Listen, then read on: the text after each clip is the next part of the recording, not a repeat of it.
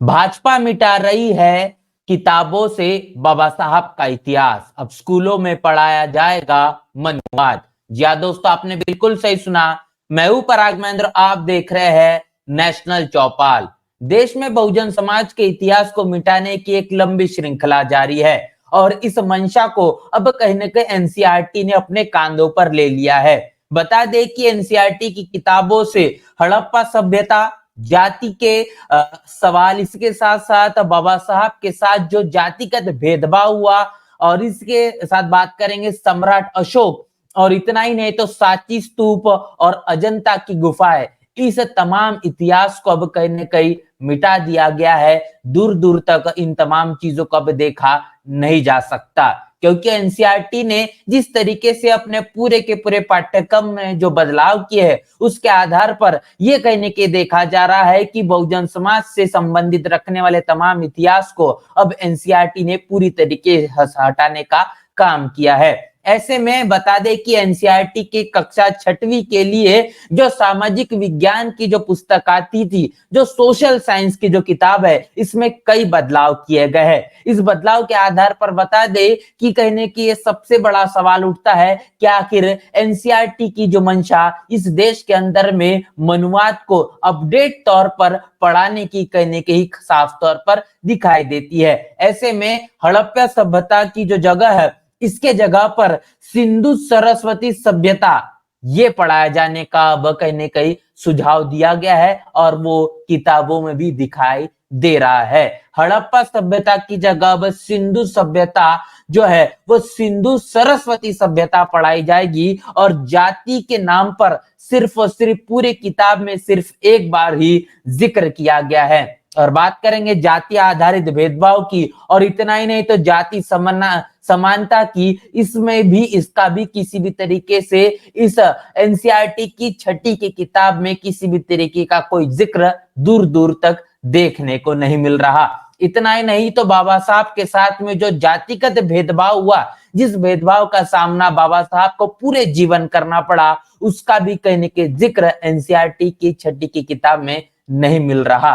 भेदभाव वाले तमाम सेक्शन को ही पूरी तरीके से हटाने का काम एनसीईआरटी की इस किताब में किया गया है। इतना ही नहीं तो सोशल साइंस के लिए इतिहास, भूगोल और राजनीतिक विज्ञान, ऐसी 3 किताबें आती थी, लेकिन अभी तक तीनों में से सिर्फ और सिर्फ एक किताब अभी रखी गई है, जिसको 5 खंड में विभाजित करने का काम किया गया है।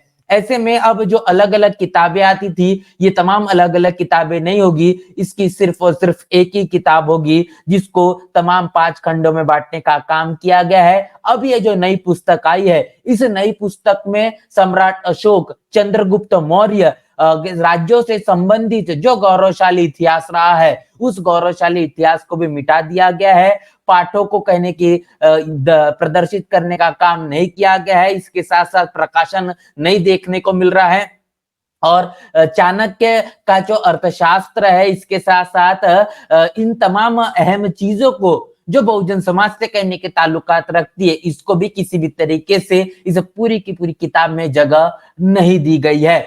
इतना ही नहीं तो लौह जो स्तंभ है, सांची स्तूप है और अजंता की जो गुफाएं है, ये एक बहुत ही गौरवशाली इतिहास है, जिसको लेकर कहीं न कहीं हम इस बात को कहने याद कर सकते हैं कि हमारे पुरखों का जो इतिहास कितना ज्यादा बलशाली था, कितना ज्यादा प्रगतिशील था, जो कहीं न कहीं बताता है कि इस देश के अंदर में हम ऐसी एक सभ्यता को मानने वाले लोग थे, जो कहीं न कहीं इस देश में प्राकृतिक पूजक थी, जो कहीं न कहीं तमाम कर्म कांडों और पूजा पाठ में विश्वास नहीं रखती थी।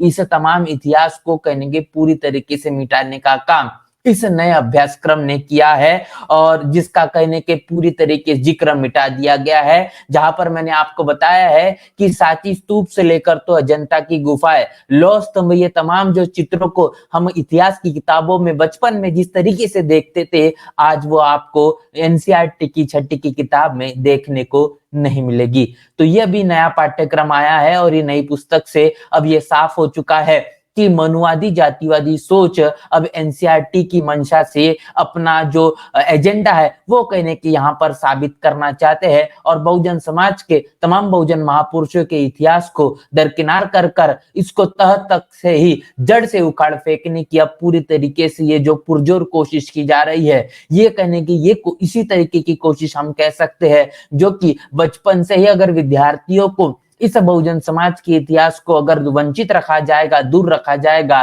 तो निश्चित ही वो कहने की सिंधु सभ्यता को छोड़कर जो कहने के हड़प्पा संस्कृति हमारी जो थी, हड़प्पा सभ्यता थी, इसे छोड़कर सिंधु सरस्वती सभ्यता को ही अपनी सभ्यता मानना शुरू कर देगा। इस पूरे के पूरे मसले पर आपकी क्या राय है, आप क्या सोच रहे हैं? और जो ये बदलाव किया गया है, जो बाबा साहब के और तमाम बहुजन महापुरुषों के इस गौरवशाली इतिहास को मिटाने का काम किया जा रहा है, इसको लेकर अपनी राय प्रतिक्रिया जरूर दे। आपको इस बात को याद दिला दूं कि मानसून सत्र देश में जारी है और संसद में अभी इस बात का इंतजार होगा कि किसी सांसद के माध्यम से क्या इस मुद्दे को लेकर कोई बात कही जाएगी, आवाज उठाई जाएगी, या फिर कहने की तमाशबीन होकर अपने बदलते इतिहास को इसी तरीके से देखा जाएगा। ये सबसे बड़ा इस वक्त का सवाल बना हुआ है। इस मसले पर आपकी राय प्रतिक्रिया लिखकर जरूर बताएं। बने रहे नेशनल चौपाल के साथ, मिलते नए वीडियो में, तब तक के लिए जय भीम, जय भारत। नेशनल चौपाल लगातार मनुवादी ताकतों के खिलाफ काम कर रहा है और काम करते रहेगा।